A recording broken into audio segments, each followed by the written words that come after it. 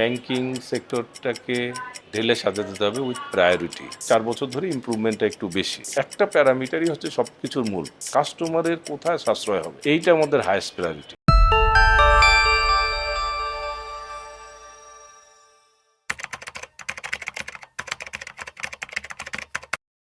Continuously Pubali bank তো improve করেছে। তো লাস্ট 3 ইয়ার্সের ক্ষেত্রে 3 না 4 বছর ধরে ইমপ্রুভমেন্টটা একটু বেশি। মানে আমি যদি ডিপোজিটের গ্রোথ দেখি যে কন্টিনিউয়াসলি এটা 20%-এর মতো গ্রোথ। 20% গ্রোথ হলে কিন্তু 4-5 বছরের মধ্যে দ্বিগুণ হয়ে যায়। কখনো কখনো একটু বেশি হয়েছে। কোনো কোনো বছর 16,000 কোটি টাকা, 15,000 কোটি টাকা এরকম করে বেড়েছে। তো বেড়ে আলটিমেটলি এইটা 1,04,400 কোটি 500 কোটি এর মধ্যে এখন আপাতত করছে। এই কন্টিনিউয়াসলি আসলে এই ডিপোজিটটা বেড়েছে, এই অ্যাডভান্সও সেইভাবে বেড়েছে, অ্যাডভান্সও বেড়েছে, ট্রেজারি ইনভেস্টমেন্টটা বেড়েছে। এটার একটা বড় কারণ হলো যে যেটা নিয়ে সারা বাংলাদেশ ফোকাস, সেটা হচ্ছে এনপিএল। এই এনপিএলটা আসলে আমরা এই সময়ের প্রক্রিয়ায় অ্যাড্রেস করতে পেরেছি।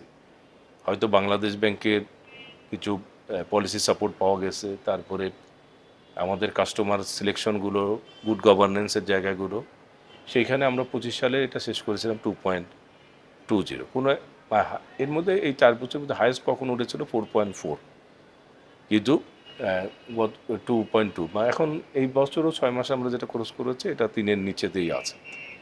তো তার মানে এই জায়গাটা কিন্তু আসলে একটা ট্রাস্টের জায়গা, যে 30%-এর উপরে যেখানে অফিসিয়ালি, আনঅফিসিয়ালি তো আরও থাকতে পারে। তো সেই জায়গাতে পলিসি সাপোর্ট ইস্যু হচ্ছে, সেই জায়গায় পূবালী ব্যাংক এটা মেনটেন করতে পারছে। এটা একটা কাস্টমারের ক্ষেত্রে ট্রাস্ট তৈরি করেছে। আরেকটা বিষয় হচ্ছে কাস্টমারের এক্সপিরিয়েন্সটা যদি বলি, কাস্টমারের এক্সপিরিয়েন্সটা তো আর আপনি কোনো কিছু ফিগার দিয়ে বলতে পারবেন না। কাস্টমার যখন দেখছে, যখন যে চেক দিচ্ছে, ইভেন কর্পোরেট যারা, বিশেষ করে বড় বড় সরকারি কর্পোরেটও আছে যারা 300-500 কোটি টাকা চেক দিয়েছে, এটা আমরা একদম ম্যানেজারদের কাছে ক্ষমতা দিয়ে রেখেছি। আমাদের ট্রেজারিকে জিজ্ঞেসও করতে হয়নি, কারণ আমরা জানি আমাদের সিআরআর, এসএলআর এগুলোর জায়গাতে সারপ্লাস আছে। ফলে কাস্টমার দেখছে যে 300 কোটি টাকার চেক ডেবিট করতে দিলাম, মুহূর্তের মধ্যে দিয়ে দিচ্ছে। তারপর আমরা যারা হাই কস্ট ডিপোজিট ছিল বিভিন্ন সরকারি প্রতিষ্ঠান, স্পেশালি আরএবি এবং আদার্স, তাদেরটা আমরা ছেড়ে দিয়েছি। কিন্তু যেহেতু আমাদের এফডিআর এটা আমরা 8 করেছে, ওরা চায় 10, 10.5, 11 এরকম চায়, তো সেগুলো আমরা ছেড়ে দিয়েছি। এটা ছেড়ে দেওয়ার একটা কারণ হলো যে এগুলো নিয়ে আসলে ডিপোজিট বেশি বাড়িয়ে ফেলেছে অলরেডি। তাই এবছর অনেক বেড়েছে, অলরেডি 11,000 কোটি টাকা 6 মাসের মধ্যে বেড়ে গেছে। তো এটা বাড়িয়ে তাহলে আমাকে আবার অ্যাডভান্স করার সময় আসলে বেশি রেটে অ্যাডভান্স করতে হবে। তো বেশি রেটে অ্যাডভান্স করলে যদি আমার, মানে যারা অ্যাসেট ক্রিয়েশনের সাথে যারা জড়িত, তারা ইনকামের সাথে যারা জড়িত, তারা তো সার্ভাইভ করবে না এত ইন্টারেস্ট রেটে, 14-15-তে সার্ভাইভ করবে না। এই জন্য বেসিক্যালি আমরা কর্পোরেট জায়গাগুলোতে ম্যাক্সিমাম 11-12 এই জায়গাতে নিয়ে এসেছি, যেন 10ও আছে, 9.5-এর মধ্যেও আছে, যেন আসলে তারা একটা সাশ্রয় এটা দিতে। এই যে একটা টোটাল সিএমএসএমই, রিটেল, তারপর কর্পোরেট, তারপরে যে ডিপোজিটর্স, এই জায়গাগুলোতে একটা কনফিডেন্স আনতে পেরেছে, এইটা হলো একটা জায়গা। কিন্তু আর যেটা মেজর আমাদের একটা বড় কাজ হচ্ছে, সেটা হচ্ছে আসলে ক্যাশলেস ব্যাংকিং, ডিজিটাল ব্যাংকিং। সবচেয়ে ভালো বিষয় হচ্ছে যে আমাদের এটা ক্রিসল দিয়েছে। ক্রিসল কিন্তু ফার্স্ট লোকাল ব্যাংক হিসেবে পূবালী ব্যাংকেরই দিয়েছে। এর আগ পর্যন্ত তারা কাউকেই ট্রিপলে দেয়নি, ট্রিপল এ রেটে দেয়নি। যখন আমরা AA+-এই আসলে সন্তুষ্ট ছিলাম, মানে উই নেভার পারসুড দেম, মানে এটা হলো সবচেয়ে বড় বিষয়। তো হঠাৎ করে তারা বলল যে না, আসলে একটা লোকাল ব্যাংক এত ভালো করতেছে, আমরা কাউকেই দেইনি, তাহলে আমরা পূবালী ব্যাংকে আসলে AAA-টা দিতে চাই।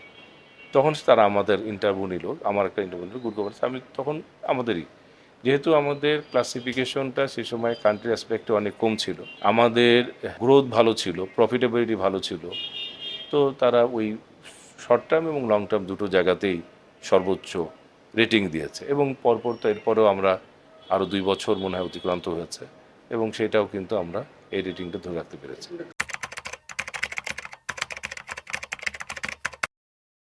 মেজর চ্যালেঞ্জটা আসলে আমি মনে করি একটা প্যারামিটারই হচ্ছে সব কিছুর মূল। আপনি যদি দেখেন 1000 প্যারামিটার থাকতে পারে, কিন্তু রেটিং বলেন, ট্রাস্ট বলেন, মানে গুড গভর্নেন্সের বিষয়টা বলেন, বা এই যে রেগুলেটর আপনাকে ভালো বলবে বা বলবে, এটা একটাই প্যারামিটার আমি মনে করি। ওই প্রফিটেবিলিটি এগুলো দিকে তাকাই দেখে না, ডিপোজিটের ভ্যালু দিকে তাকায় দেখে না। সবাই লক্ষ্য করে যে আপনার আসলে এনপিএলটা কত। এনপিএল যদি এখন কোনো ব্যাংক আমি মনে করি যে বর্তমান সিনারিওতে যেহেতু অনেকগুলো ধাক্কা গিয়েছে বাংলাদেশের ইকোনমিতে, একটা হচ্ছে কোভিডের ধাক্কা গেছে, তারপরে আপনার এই Ukraine war, Middle East unrest, তারপর ডলার কারেন্সি 84 থেকে 120-123, তারপরে হচ্ছে আপনার 6-9 ইন্টারেস্ট থেকে হঠাৎ করে 13-14। এই যে এতগুলো ধাক্কা সামনে যদি কর্পোরেট ওয়ার্ল্ড বাঁচলে তো আমরা বাঁচবো, তো সেই জায়গায় যে ধাক্কাটা খেয়েছে সেখানে যদি কারো 4-5-এর নিচে থাকে, মেনটেন করতে পারে, তাহলেই আসলে ভালো একটা অবস্থান এবং সে ট্রিপলে পেতে পারে। ইন্টারন্যাশনাল স্ট্যান্ডার্ড তো 2 তো খুবই সাংঘাতিক ভালো, একদম বেস্ট পারফর্মার যারা হয়। তো জেনারেলি এটা আমার কাছে মনে হয় যে এটা ভালো। তো এটার মেজর চ্যালেঞ্জ যেহেতু সব ব্যাংকেরই পলিসি সাপোর্টে অনেকগুলো অ্যাকাউন্ট আছে, সেগুলো হয়তো 27-28-এ যে গ্রাউন্ডেড হবে, 27-এর শেষের দিকে 28-এর শুরুতে, তো সেইগুলোকে অ্যাড্রেস করা, তার এগেনস্টে প্রভিশন রাখা, তাদেরকে রাইট অফ করতে পারা, এগুলো করে সেই ক্লাসিফিকেশনটা 2-3-এর মধ্যে মেনটেন করা, এটা বড় চ্যালেঞ্জ। এইগুলো মেনটেন না করতে পারলে আপনার ক্যাপিটাল অ্যাডুকুয়েসি, তারপর রিস্ক ওয়েটেড অ্যাসেটের বৃদ্ধি, তারপর লিকুইডিটি, সব জায়গাতেই একটা টান পড়ে। তো হয়তো বর্তমান সিনারিওতে অনেকে বলবে 10% হলে ভালো, তবে আমি মনে করি যে আসলে 3-4-5-এর মধ্যে থাকতে পারলে সেই ব্যাংকগুলো রিয়েলি গুড। আর বিশেষ করে যারা পুরাতন ব্যাংক, নতুন ব্যাংক তো হলো তাদের তো নতুন লোন, অতএব ক্লাসিফিকেশন পরে হবে। যারা আমরা অনেক বছরের পুরাতন ব্যাংক, আমরা তো আমাদের সেই 60 বছরের যারা ক্লাসিফাইড তাদেরকেও টানছি। অনেক আগে যখন কৃষি লোন দেওয়া হয়েছে সেগুলো ক্লাসিফাইডের মধ্যে আছে, সেগুলো তার উদ্ধার করার সুযোগ নাই। ঠিক আছে? তো সেই যে প্রেক্ষাপটে যদি চিন্তা করি, সেই ক্ষেত্রে বেসিক্যালি আমার মনে হয় যে 2-3 বা 4-5-এর মধ্যে থাকলে এটাই মেনটেন করতে হবে। ক্রেডিট রেটিং তো ইন্টেলেকচুয়াল, ইকোনমিস্ট, তারপর ফিনান্সিয়াল সেক্টরে যারা আছে, যারা এই সেক্টরে পড়ালেখা করছেন, এফসিএমএ থেকে শুরু করে, এদের মধ্যে তো একটা ইম্প্যাক্ট পড়ে যায়। কর্পোরেট ওয়ার্ল্ডে তো পড়বেই, কারণ কর্পোরেট এইটাকে রিডিংটা তারা জানে, তাদের তো সিএফও তারা তো অ্যাপয়েন্ট করেই, তাদের এমডিরা তো প্রফেশনালই হয়। তো এই কর্পোরেট ওয়ার্ল্ড সিএমএসএমইতেও এখন কিছুটা জানে। সাধারণ জনগণের ক্ষেত্রে হয়তো ট্রিপল এ রেটেড একটা অ্যাওয়ারনেসটা তেমন হয়নি। তবে এখন যে ধাক্কা খেয়েছে, এখন হয়তো সেই অ্যাওয়ারনেসটা ধীরে ধীরে আসবে, দেখবে আর কি, যে আমি যে ডিপোজিটটা রাখবো কোথায় রাখতেছি। আগে তো শুধু ইন্টারেস্ট রেট ড্রিভেন ছিল, যে ভাই ও 12 দিচ্ছে আমি ওর কাছে যাব, আপনি 8 দিলে আপনার কাছে যাবো কেউ, আপনি তো 50% কম দিচ্ছেন। তো সেই জায়গাতে তারা আর আসতো না। কিন্তু এখন যখন দেখতেছে যে টাকা পায় না, যেমন যারা আগে এনজিওতে রাখতো, ওই যে কি এমএলএম বলতো, মাল্টি লেভেল মার্কেটিং, তারপরে হচ্ছে যুবক, টাকা পায় না, তখন এখন তো আর কেউ রাখে না, তাই না? তো সেই সেই জায়গাটাতে যদি আপনি চিন্তা করেন, তাহলে এইটা যখন দেখবে যে না পূবালী ব্যাংকের রেটিং ট্রিপলে, এইটা বুঝে যে এ প্লাস, কারণ এটা তো এসএসসি এইচএসসিতে রেজাল্টের বিষয় আছে, তখন এ গ্রেড, এই জায়গাটা জনগণ বুঝে। ট্রিপলে বুঝলে তখন হয়তো কারো কারো যদি রাখে থাকে, তাহলে অনুসন্ধান করে। আবার যাদের বেশি টাকা আছে তারা তো একটু জ্ঞানী থাকেই, তো তারাও একটু করে। আর ST1 দেখলে বুঝে না, শর্ট টার্মেও তো তারা টাকা দেওয়ার ক্যাপাসিটি আছে, কোনো অসুবিধা নেই।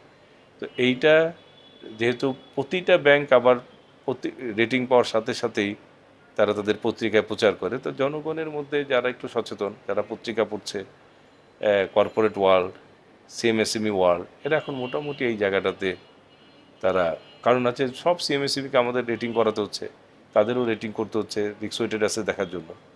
ফলে এটা একটা প্রক্রিয়ার মধ্যে আছে। তো এটা মানে একটা বড় একটা গ্রুপের মধ্যে যারা আসলে ফিনান্সিয়াল সেক্টরটা নিয়ন্ত্রণ করে ব্যবসার ক্ষেত্রে, তাদের মধ্যে এটার একটা সচেতনতা আছে, ফলে এটা একটা ইম্প্যাক্ট আছে।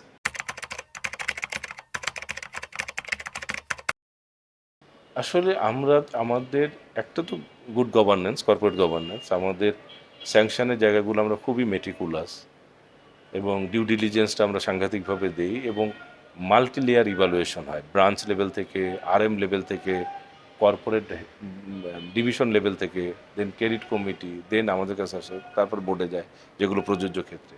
তো এই মাল্টি লেভেল ইভ্যালুয়েশন, এবং সেখানে একটা কংক্রিট গাইডলাইন দেওয়া আছে যে প্রতিটার জায়গায় রেসপন্সিবিলিটি ফিক্স করা আছে। এই জায়গায় কারো কোনো ইন্টারফিয়ারেন্স হয় না, even management to management interference হয় না, বোর্ড টু ম্যানেজমেন্ট ইন্টারফিয়ারেন্স হয় না। ফলে এই জায়গাটাতে একটা খুব সুন্দর একটা সিচুয়েশনের মধ্যে আমরা আসি, এটা ফর শিওর। এইটা একটা গভর্নেন্সের ইস্যু কাজ করতেছে। আরেকটা, আমরা অলওয়েজ আমরা বিশ্বাস করি যে আমরা কাস্টমার ওরিয়েন্টেড, মানে এটা করতে যে কাস্টমারকে কষ্ট দিব তা না, কাস্টমারের কোথায় সাশ্রয় হবে এইটা আমাদের হায়েস্ট প্রায়োরিটি। ধরেন বাংলাদেশ ব্যাংকের কোনো স্কিম বা কোনো জায়গায় বা কোনোভাবে সাহায্য করা যায় কাস্টমারকে, ব্যাংকের যেখানে রিস্ক কম হবে, তো এই জায়গাটাতে প্রো কাস্টমার নেচার। তো কাস্টমার একটা ফিল করে যে ব্যাংক তো আসলে তাদের জন্য ফিল করছে, তাদের সর্বোচ্চ চেষ্টা করতেছে, কাস্টমারও চেষ্টা করে। এবং কোনো কোনো ক্ষেত্রে আমরা ব্যবসায়িক সমস্যা দেখলে প্রোঅ্যাক্টিভ যখন অ্যালার্ট সিস্টেম আমাদের জেনারেট করে আর্লি ওয়ার্নিং সিস্টেমের মধ্যে, তখন কাস্টমারের সাথে আমরা বসি, কাস্টমারকে বলি যে ভাই আপনি কিন্তু খারাপের দিকে যাচ্ছে, এই এই যে করণীয়গুলো করলে ভালো। তাকে ইন্টারেস্টটা যদি কিছু মাফ করা যায়, আনচার্জ ইন্টারেস্ট মাফ করা যায়, ইন্টারেস্ট সাসপেন্স থেকে মাফ করা যায়, তাহলে সে বেরো আসতে পারবে। তা আমরা পূবালী ব্যাংক এরকম অনেক। আবার কেউ খারাপ পজিশনে পড়ে গেছে, টাকা দিতে পারতেছে না, আমরা গ্রেস পিরিয়ড দিছি, ইনকামে নিয়ে যাই না। গ্রেস পিরিয়ডের টাইমে কিন্তু আমরা ইনকামে নিতে পারি, কিন্তু ইনকামে নেই না, আমরা এটা আলাদাভাবে ইন্টারেস্ট সাসপেন্সে রেখে দিই যে ঠিক আছে বেচারা যখন আবার ইনকাম করে টাকা জেনারেট হবে তখন নিব। এই সব কিছু মিলে সামগ্রিকভাবে বেসিক্যালি ওরা পর্যালোচনা যখন করে তখন দেখে রেটিংটা কি হবে না হবে। সাইবার সিকিউরিটিটা আসলে আপনি কোনো প্রোডাক্ট কোনো সার্ভিস দেওয়ার গেলে আগে আপনার রিস্ক, কমপ্লায়েন্স অ্যান্ড সিকিউরিটি তিনটা আপনাকে এনশিওর করতেই হবে। আপনি কোনো ব্যাংকিং প্রোডাক্টই দিতে পারবেন না এই তিনটা এনশিওর না করলে। এবং তিনটা এনশিওর করলে এখন এখানে অনেকেই অনেক গবেষণা করে, আমি কোনো গবেষণা করি না, আমার ছোট দুই একটা প্যারামিটার আছে। কারণ আসলে একজন প্রোডাক্ট তৈরি করেছে আমেরিকা থেকে অথবা ইউরোপ থেকে, চায়না থেকে, হ্যাঁ, আপনি প্রোডাক্টের ভিতর তো আপনাকে দেখাচ্ছে না। যে সাইবার সিকিউরিটির ক্ষেত্রে আসলে এইটা মানে সিকিউরিটি, কমপ্লায়েন্স অ্যান্ড রিস্ক, এই তিনটা জিনিসই বেসিক্যালি আপনাকে মেটিকুলাসলি দেখতে হবে। এবং মোটামুটি আপনার ক্যাপাসিটিতে স্যাটিসফাইড হতে হবে যে এটা 100% ঠিক আছে, কারণ আপনি পাবলিক মানি নিয়ে ডিল করতেছেন। তো এখন সিকিউরিটির ক্ষেত্রে আপনি আসলে কী করবেন? কৌশলগত সবচেয়ে বড় অভিজ্ঞতা হচ্ছে টেকনোলজি পেনিট্রেশন। তার মধ্যে আর্টিফিশিয়াল ইন্টেলিজেন্সটা আমি প্রতিটা ডিভিশনকে বলছি যে টু অ্যাডাপ্ট আর্টিফিশিয়াল ইন্টেলিজেন্স, এবং বিভিন্ন ট্রেনিং প্রোগ্রাম ইন্টারন্যাশনালি আছে অনলাইন, সেগুলোতে অ্যাডাপ্ট করতে বলেছি। এবং বলছি যে পূবালী ব্যাংক আমরা নিজেরা সে খরচ ব্যয় করব। যেমন ধরেন আমার সফটওয়্যার ডেভেলপমেন্ট ডিভিশন আছে, এখন ক্লড থেকে শুরু করে অনেকেই প্রোগ্রামিং কোড লিখে দেয়। তো আপনি নিজে টাইপ করলে লাগবে 4 দিন, এআই দিয়ে কোডটা লিখে দিলে লাগবে 5 মিনিট, তারপরে 5 মিনিটের পরে আপনি আধা ঘন্টা ব্যয় করলে আপনার যে মডিফিকেশনটা দরকার আপনি করে ফেলতে হবে। তাহলে should we spend 4 days or should we spend 5 minutes plus 30 minutes? That is issue, one is to.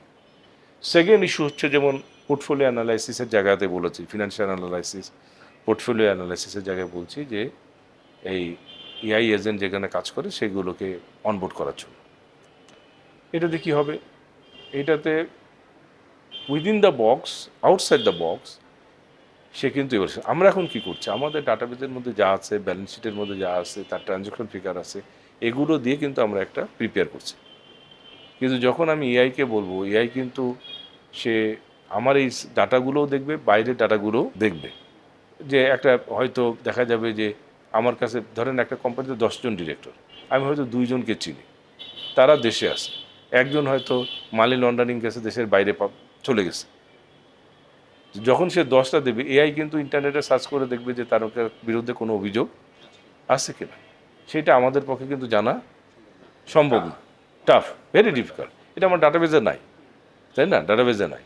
তাহলে সেই ইনফরমেশনগুলো আমরা we can have a summarise information, তাদের সামারাইজ গ্রাফ এআই দিয়ে, এইগুলো দিয়ে, যেটা হিউম্যানরা করতো সেটা তারা করে দিচ্ছে।